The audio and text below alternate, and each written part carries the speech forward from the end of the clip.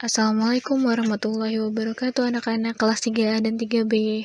Apa kabar? Semoga sehat dan masih semangat ya belajarnya. Nah, hari ini kita akan belajar tema 7 menyikapi perkembangan teknologi, subtema 3 perkembangan teknologi komunikasi. Nah, sebelum itu mari sama-sama kita membaca basmalah. Bismillahirrahmanirrahim. Nah, sekarang sama-sama kita buka bukunya halaman 120. Ayo membaca. Membaca dan mengidentifikasi isi teks. Nah, teksnya berjudul alat komunikasi. Nah, kalian baca ya anak-anak. Nah, sekarang sama-sama kita garis bawahi kalimat pertama dari setiap paragraf. Nah, di paragraf yang pertama, pada zaman dahulu ada bermacam-macam alat yang dapat digunakan untuk berkomunikasi dari jauh. Nah, di paragraf yang kedua, surat, telegram, dan telepon merupakan bermacam-macam alat komunikasi. Nah, sekarang di paragraf 3, selain surat atau email, ada juga SMS untuk berkirim pesan. Di paragraf yang keempat, namun sesuai kemajuan zaman sekarang, orang lebih memilih menggunakan WhatsApp atau WA. Di paragraf yang terakhir, sebenarnya masih banyak lagi cara berkomunikasi, apalagi pada zaman sekarang yang sudah canggih. Nah, jangan lupa ditulis anak-anak. Tidak usah dikumpulkan ke Bunda Ida ya, atau tidak usah dikumpulkan ke Bunda Mada. Untuk kalian pelajari saja. Nah, di buka bukunya halaman 123, ada ayo mencoba. Nah, tugas kalian adalah membuat kalimat. Tadi kita sama-sama membaca dan juga mengerjakan kalimat pertama dari setiap paragraf. Nah, pasti kalian sudah paham isi teks dari yang tadi kalian baca. Nah, setelah itu kalian buat kalimat tentang perkembangan teknologi komunikasi dan berdasarkan kata-kata yang telah disediakan. Semangat mengerjakan anak-anak. Nah, sekarang kalian buka bukunya halaman 127. Ada ayo mengamati. Nah, tugas kalian adalah membuat pertanyaan berdasarkan gambar. Nah, gambarnya adalah tentang Ahmad dan teman-temannya yang berlibur ke pantai Kuta. Langit terlihat sangat cerah dan burung-burung terbang di angkasa. Sejumlah perahu hilir mudik di kejauhan. Ada yang berjalan-jalan di pantai sambil melihat pemandangan, ada yang bermain pasir. Mereka membuat beberapa bangunan dari tumpukan pasir, dan ada juga yang berenang tanpa alat, dan ada yang berenang dengan ban karet. Nah, setelah itu kalian buat pertanyaan berdasarkan gambar yang telah kalian lihat. Jangan lupa, ketika membuat pertanyaan, menggunakan kalimat tanya. Kalimat tanya itu adalah apa, siapa, bagaimana, mengapa, bagaimana, di mana, dan kapan. Semangat mengerjakan anak-anak. Nah, sekarang di halaman 129 ada 5 rambu. Nah, kita sebutkan sama-sama ya maknanya apa aja. Nah, makna rambu yang pertama itu adalah dilarang berenang. Nah, untuk makna yang kedua, itu rambunya dilarang berselancar karena pantai dalam jangkauan pemantauan penjaga pantai. Nah, yang ketiga, ada rambu dilarang memancing. Yang keempat, rambu dilarang bermain layang-layang. Nah, yang kelima, rambu dilarang berkemah di sekitar pantai. Nah, kalian tulis kembali ya di buku tulis kalian, dan tidak perlu dikirimkan ke Bunda Ida atau Bunda Mada. Untuk belajar kalian aja. Semangat menulis anak-anak. Nah, sekarang kita buka bukunya halaman 133. Ada ayo mengamati. Perilaku menghargai orang lain. Titus selalu menjaga komunikasi yang baik dengan teman-temannya.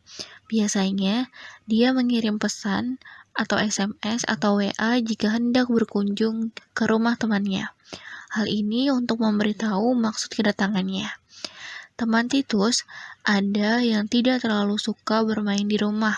Ada pula yang senang bila dikunjungi teman lainnya. Nah, sekarang di halaman 134. Di antara teman-teman kalian di sekolah pasti ada perbedaan sifat. Ada yang periang, ada yang pendiam, ada yang senang berbicara keras, ada pula yang pelan. Nah, setiap siswa harus saling memahami sifat-sifat tersebut. Setiap orang memiliki kelebihan dan kekurangan, bukan hanya pada berat dan tinggi badan atau suku dan bangsa. Nah, kita harus saling menghargai dan menghormati kelebihan serta kekurangan masing-masing.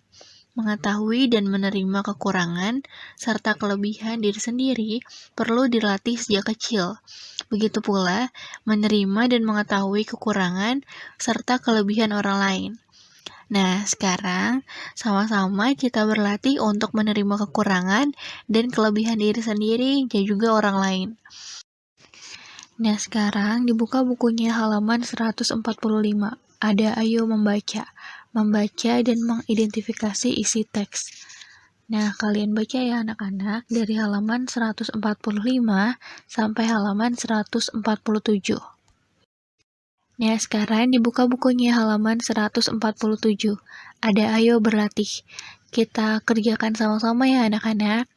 Nah, sudah ada jawabannya nih, Nak. Nomor 1. Jawabannya Rasti.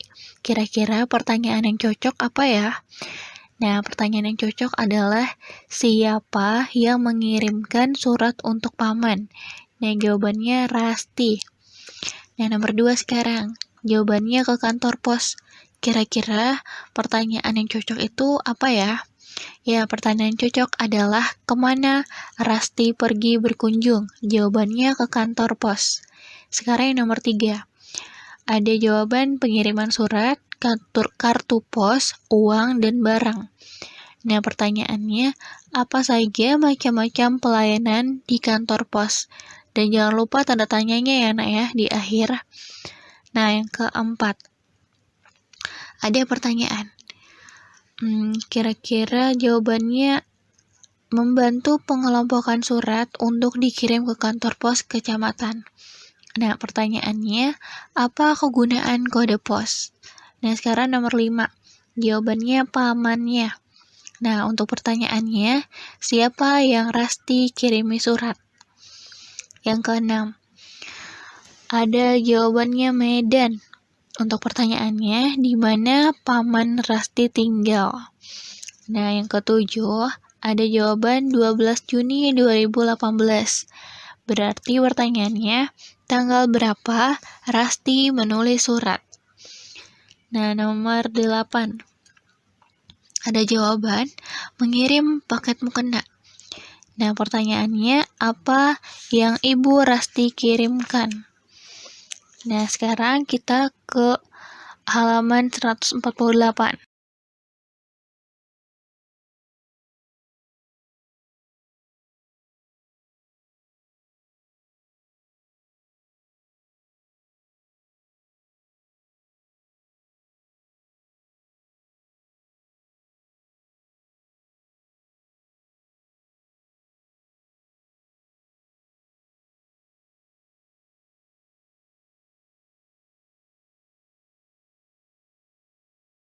Ke Bunda Ida atau ke Bunda Mada, hanya untuk belajar aja. Oke, semangat mengerjakan.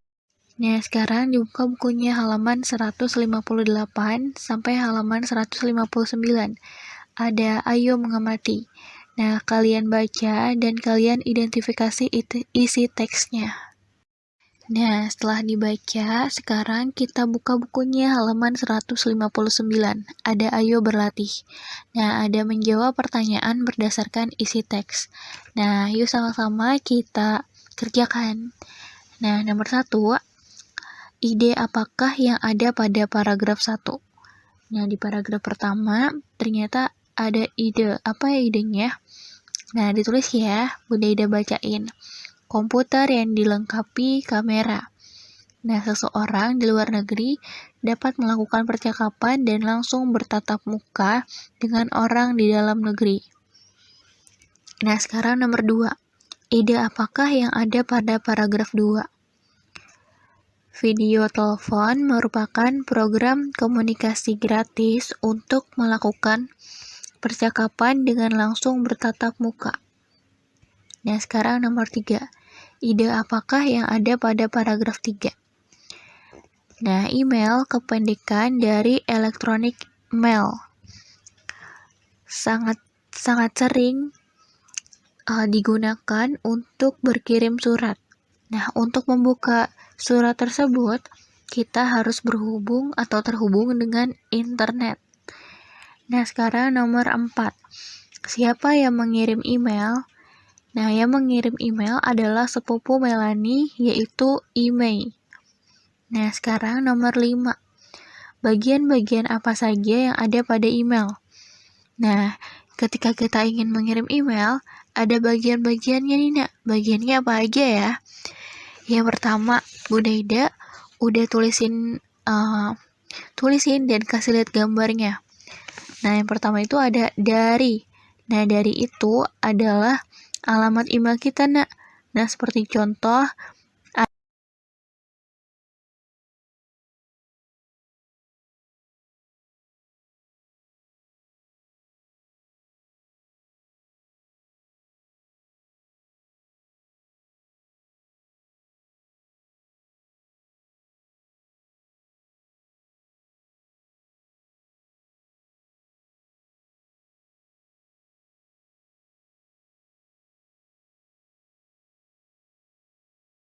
Ida, maksudnya itu atau tujuan Bunda Ida kirim email ke Bunda Mada adalah menanyakan kabar. Nah, setelah itu adalah tulis email. Nah, kita bisa langsung deh menulisin apa yang kita ingin tulis. Nah, Bunda Ida udah kasih contoh nih. Nah, sekarang nomor 6. Apa yang dimaksud dengan video telepon? Nah, video telepon adalah program komunikasi gratis untuk melakukan percakapan dengan langsung bertatap muka. Sekarang nomor 7. Apa alasan orang lebih suka mengirim surat melalui email? Karena lebih cepat sampai. Jadi, itu kalian tulis di buku tulis kalian ya, Nak. Untuk kalian belajar, tidak perlu dikirimkan ke Bunda Ida atau Bunda Mada. Semangat menulis anak-anak. Nah, sekarang dibuka bukunya halaman 161. Ada ayo berdiskusi. Perilaku di media sosial.